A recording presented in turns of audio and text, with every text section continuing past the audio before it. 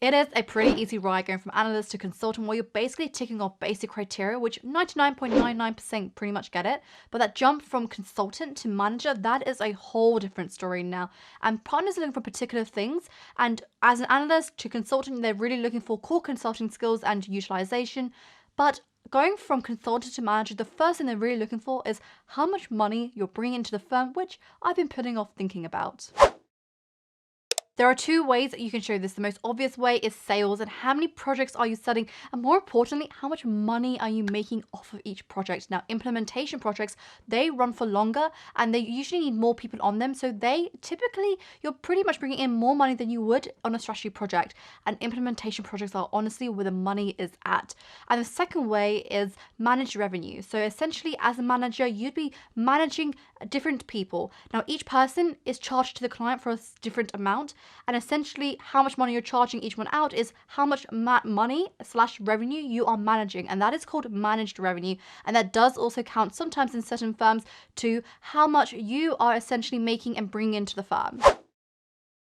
The next one is a no-brainer, but you can't really be a manager if you can't manage projects as well as stakeholders. Now, it's really self-explanatory in terms of managing and setting up and running projects, as well as managing your clients and stakeholder management. But also what's really important is managing your teams. Being a good manager isn't just about getting the job done, which many people, think. It really is about helping your team to learn and grow and giving them opportunities to do so. What partners in the promotion panel really want to see is that you are growing a community of followers, of people who look up and are inspired by you. And the best way to do that is, providing a great relationship with some of the team people that you work with and getting them to be an advocate of yourself and your leadership style.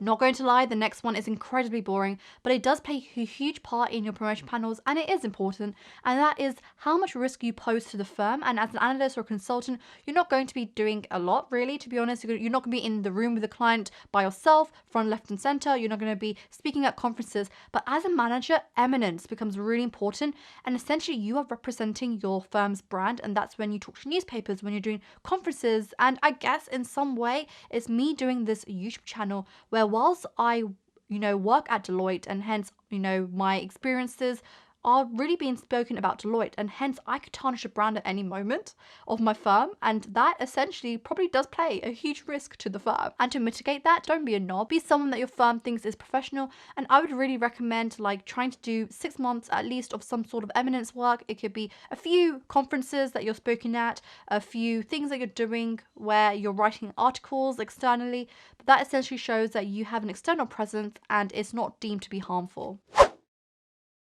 Another big one is developing intellectual property on projects, and that's essentially being able to bring value to the project. So as a consultant, you're going to be scoping out work streams, you're going to be potentially, writing some of the deliverables and helping to collate it. But as a manager, you're going to be the one who is really bringing in the insight and shaping the deliverables, storyboarding it, shaping the project end to end as well. Don't forget, the analysts and consultants are going to be looking up to you now to help them, to guide them, to shape the project. So you really need to be able to bring some sort of value and have some sort of opinion when you go into some of these conversations.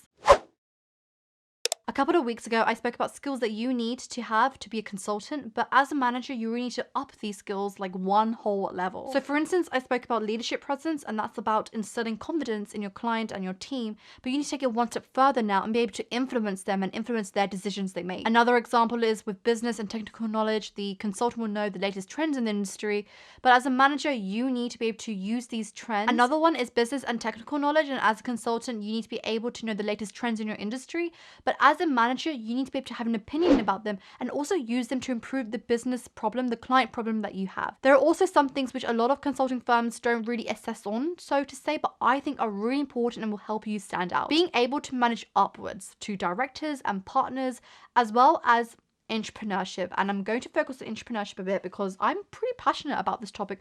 I think this is the one thing that will help you stand out. Coming up with innovative ideas and turning them into business opportunities, which brings in money for the firm, is literally like owning your own small startup, your own business unit inside a firm. And at the end of the day, what are partners? They are entrepreneurs. They own a piece of the business. They are given financial rewards if they grow it, right? So if you start thinking about what do partners have and what do I need at, as a manager to start developing to get to that partner stage, you begin to understand that these things are going to help you stand out. If you can start thinking about them a little bit earlier, and entrepreneurship for me is probably the biggest one, right? So this is my 2 cents, and it may differ depending on which consulting firm you're in, but this is loosely what they really do look for as you're going for manager in most consulting firms. And if you're interested in how to actually build your promotion case, check it out here. But for now, I will see you next week, and don't forget to like my YouTube video. Please, it will help me beat the YouTube algorithm. And don't forget to leave a comment with what you thought, and I'll see you next week. Bye.